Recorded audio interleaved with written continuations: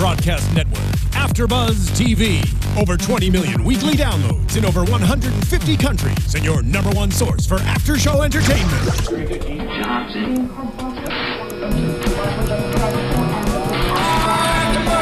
AFTERBUZZ TV, the destination for TV superfans. Producing after shows for over 300 of your favorite TV shows. Interviewing celebrities and showrunners. And bringing you behind-the-scenes exclusives. All thanks to E! Entertainment's Maria Menounos, producer Kevin Undergaro, and internet leader Akamai. Now, let the buzz begin!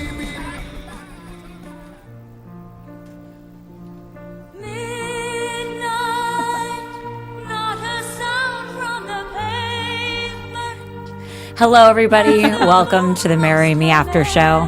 I'm your host, Jenifer Golden, and with me, Paulina Aguilar here. Hello, hello. Hello. Season 1, Episode 6, Bruges Me. And of course, you hear our lovely song from Cats, Memories. I thought it was appropriate. And I did too. And honestly, it took my energy level, it made me very emotional and somber almost. Sad, you're in the moment. I felt for her when she was singing those songs. I mean, that song. Anyway, let's talk about it. So this episode's called Bruges Me. It was really funny, I thought. Mm-hmm. It was cute. It was a little cheeky, had a lot of singing and that kind of stuff. This show is like that. It's got a, It's a cute show. Yeah, it's bubbly. The show itself is just very bubbly. Mm-hmm. So we start off with Jake and Annie going to the marriage counselor. I forget if that's really what she was, but she was the person that they meet with before they get married to make sure they're on the same page. Compatibility kind of thing. And she helps them work through some stuff before they, do their thing. So they had filled out a questionnaire. They'd put together some of their information about themselves so that she could get to know them better. Annie, of course, pulls all of her old footage from every musical she's ever been in. She starts getting the musical mood, reliving those experiences, and turns out the questionnaire showed that Jake doesn't really know the Kevins. Their dads. Right, the dads, Annie's dads. Kevin Marie and Kevin Marie, because they both have the same first and middle name, which is normal, obviously. What are the odds of them having the same first and middle name? And also that middle name is not that common. Not for a guy that I've met. No, and it's Marie, Marie. It's not even Mary. It's just very whatever. So he has to make a concerted effort to get to know the Kevins because, obviously she knows everything about his family. And this is part of it, the steps before getting married. So do you think that's a guy thing for him not to be oh yeah, we get along great. What is there to know? I know them, blah, blah, blah. And then a woman is kind of into detail where, well, I know this and I know that and I know A, B, and C. And well, Paulina, now you're just touching on male-female things. And I do think that is correct because men have a little bit of trouble with listening. I'm just going to say it's a thing. I didn't make it up. I'm not saying I know that from experience. I'm just saying that's the word on the street. Therefore, men don't listen. I'm not surprised that Jake doesn't know the Kevins. Right, because he's also been dating Annie for 6 years. So they've clearly spent some time together. So you would think that they would have enough events for him to have that opportunity. He didn't even know where they were from. We'll just say it. White Kevin is from, because that was one of my favorite lines in the entire episode. When he kept getting confused about the Kevins and how to explain which Kevin he was talking about. And he straight up said it, and I was like, that's exactly what I was thinking. As a viewer, it's exactly what I was thinking. Right, wouldn't it make it easier if you could just be well, he could have also numbered them. He could have tall Kevin, short Kevin, although I think they're the same height. A Kevin, B Kevin. Right, but he was white Kevin, black Kevin. Can we say that? And then K was no, you cannot. He goes and makes an effort to go to lunch. Yes. And it's just awkward. It's a bomb. They have nothing to talk about. It's so weird. In common. Weird. I mean, they have Annie in common. Yeah, but to get to know, you need more than that. I just can't believe that in 6 years they've never found things to talk about. Where they could be oh yeah, that time, or are you still doing this, or how's your business? An assortment of topics that you would pick up over 6 years of knowing each other. Yeah, that's just awkward. And I think as Annie, I would be not concerned, but I'd be well, come on, get moving. Right. Go do something about it, Right. I do the exact same thing. Yeah. So they find out that, or they have in common is the motorcycle. Yeah. We'll call B Kevin or A Kevin, B Kevin. I don't even know. We could How do we 1 set it and up? 2. All right. That Thing works. 1 and thing 2. All right. So he finds in common that they both like motorcycles with Kevin number 2. 2. We'll go with 2. All right. Jake and Kevin 2 like motorcycles. They like speak the same language. They have this whole vernacular and both lingo. wolves. Yes, they both howl. And so, Jake's obviously very excited. He's got something in common with one of them and they're bonding over that fact. Mm-hmm. However, Kevin 1 is like, that's a hearse mobile. You can commit to a motorcycle, but you can't commit to marriage. Exactly. Boom, boom. And, obviously he's like got his feelings about motorcycles considering that he's a doctor, right? And A hearse on wheels? Is that yeah, what you hearse call on them? wheels. Yes, that's what it is. Well, Two-wheel hearse. a two-wheel hearse. Yeah, because a hearse is on wheels. Two-wheel hearse. Right. And then he basically was like, I know what happens with these. There was what was it? An accident? No, they called it the donors instead of motorcycles, donor cycles, because basically They die. And everyone dies that has a motorcycle and then they donate their organs. Pretty much. Wah, wah. How do you feel about motorcycles? Would you be Kevin 1 or Kevin 2? See, here's the thing. No, I'm pretty Kevin 1 on about it because I feel like you're just choosing to risk things in your life when you're putting yourself on that automobile, if you call it that. But, to each his own. If you have one and you ride it in certain places and you're very safe about it and you know your surroundings, fine. You can't trust other people on the road. No, but that's in general. You could be walking down the street and get hit by a car. 100%. You can be driving. But also, you're going to have to go places. I just think that, you can Get there choose quicker. how to get there in the safest possible manner. Also, you could choose to drive on streets versus highways. And there's a whole assortment of things. My father actually got one a couple years ago, and I excommunicated him for 3 months until I don't know, we had to start speaking again, and then I got over it. And he has a motorcycle. He's also really too old for that thing. But he's, alive and kicking so far. I don't know what to say about that. Ideally, he would not be on a motorcycle.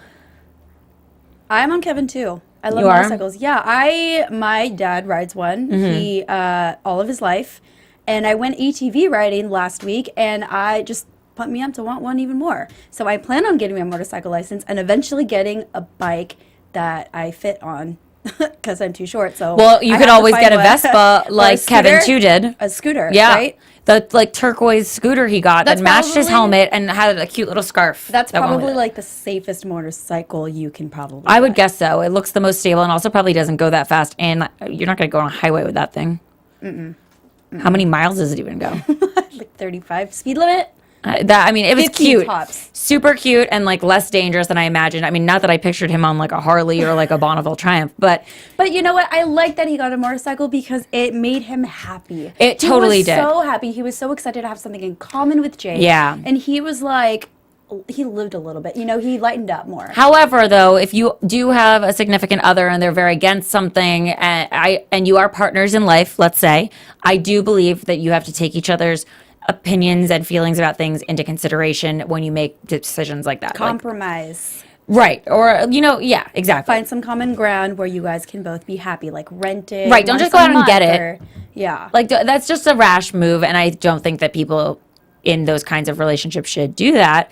That obviously led to a bigger fight, which was really about the fact that Kevin 2 was afraid of getting married. right, and Kevin 1 was really upset about the fact that Kevin 2 got a motorcycle because he's like, you do whatever you want. I didn't want you to get a motorcycle, but you don't want to Did it get married, and I want to. So why do you get to do everything you want? You selfish person from selfish family, from selfish town, from We do selfish things. right. The list went on about what he did that was selfish, but I get it because he made a decision for himself, not based on what Right. Kevin 1 was feeling. But talk about a compromise. He got a scooter and he gave Kevin 1 marriage. Now they're engaged. And all thanks to Jake, who knew. Everyone's happy. Well, and Jake was really proud of the fact he figured that out because he was like, aha, I understand. this is in my wheelhouse. I understand Kevin 2 is afraid of marriage just like I was afraid of marriage. And so he gave him a pep talk.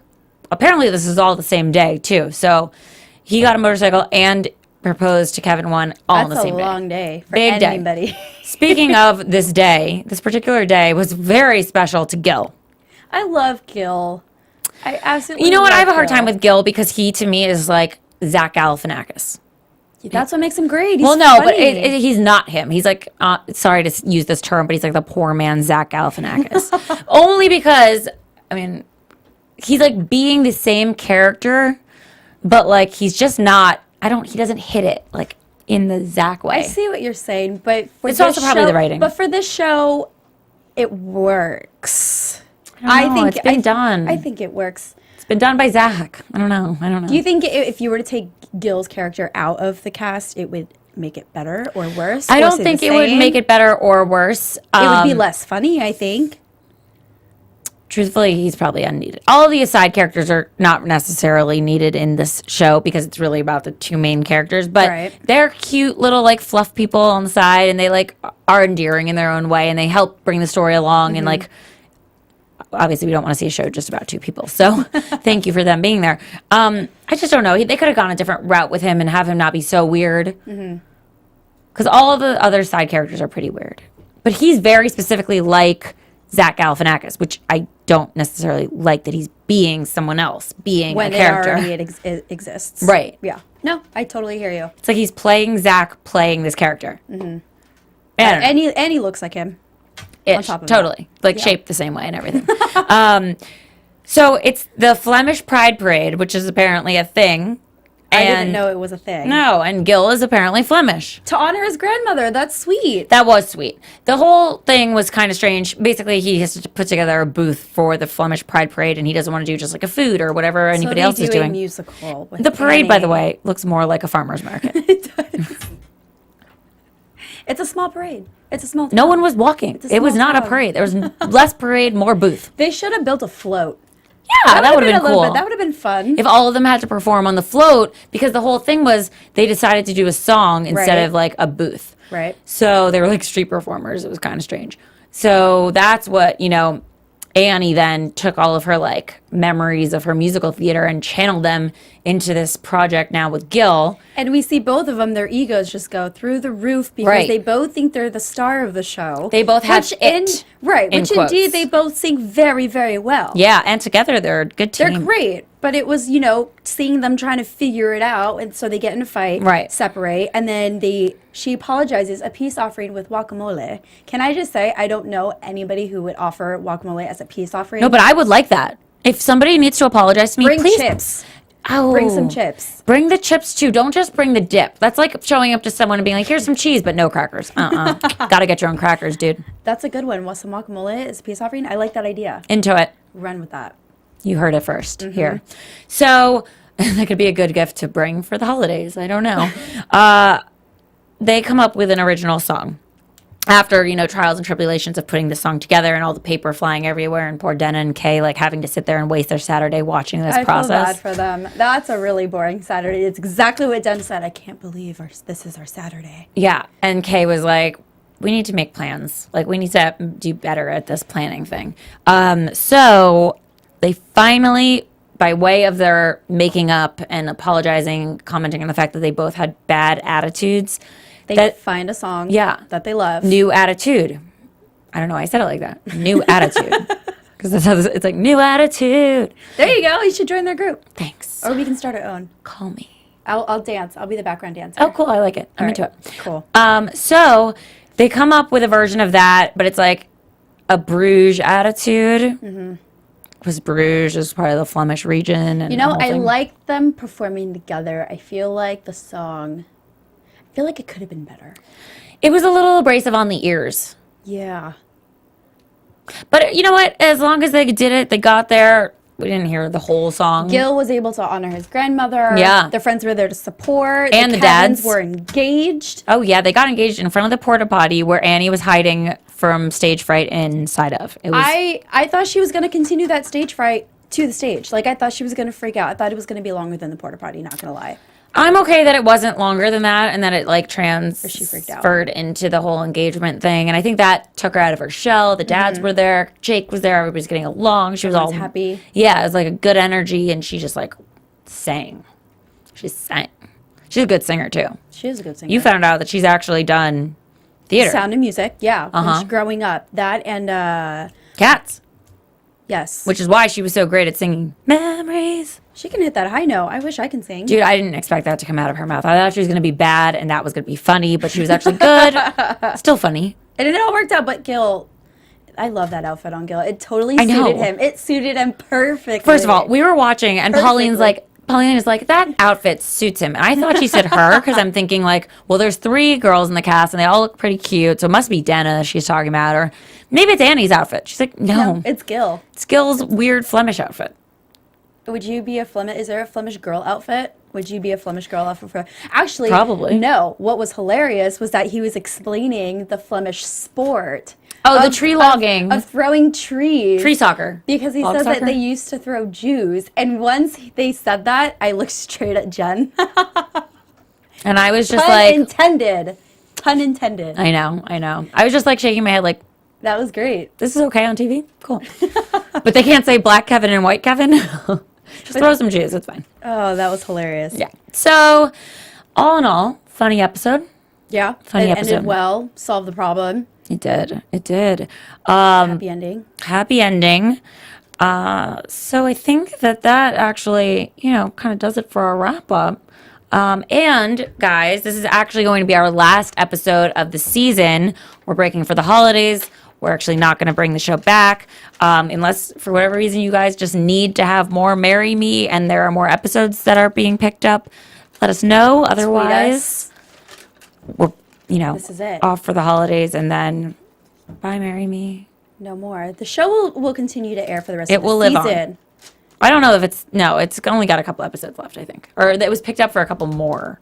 But not a full season. Not a full season? Okay. It's unclear. You guys, you let us know. We'll let you know. We'll all talk about it. We'll see what happens. Yes. And if you guys do want this to continue, tweet us. Let us know. Yeah. And we will work something out and see if we can continue to do this We show. care what you want. If you need us, we'll be here for you. We'll be there for you. Of course we will. Hello, it's like us and you. But other than that, I think this is it. And we're missing our 2 other co-hosts tonight, which is sad. So it is. But where can everybody find you and stay in touch with you on the off season, let's say? Go ahead and tweet me at _Paulina Aguilar. Questions, comments, concerns about anything. Let me know. Hit me up. And me, you can find me on Twitter at Jenifer Golden, Instagram, Jen the Jew. 2 different names, guys. Don't get them confused. And I don't know, all the other places. Just Google Jenifer Golden. You'll find me somewhere. And I'll be here at AfterBuzz TV. See you guys soon. Happy Thanksgiving. Bye. From executive producers Maria Menounos, Kevin Undergaro, Phil Svitek, and the entire AfterBuzz TV staff, we would like to thank you for listening to the AfterBuzz TV network. To watch or listen to other after shows and post comments or questions, be sure to visit AfterBuzzTV.com. I'm Sir Richard Wentworth, and this has been a presentation of AfterBuzz TV. Buzz you later. The views expressed herein are those of the hosts only and do not necessarily reflect the views of AfterBuzz TV or its owners or principals.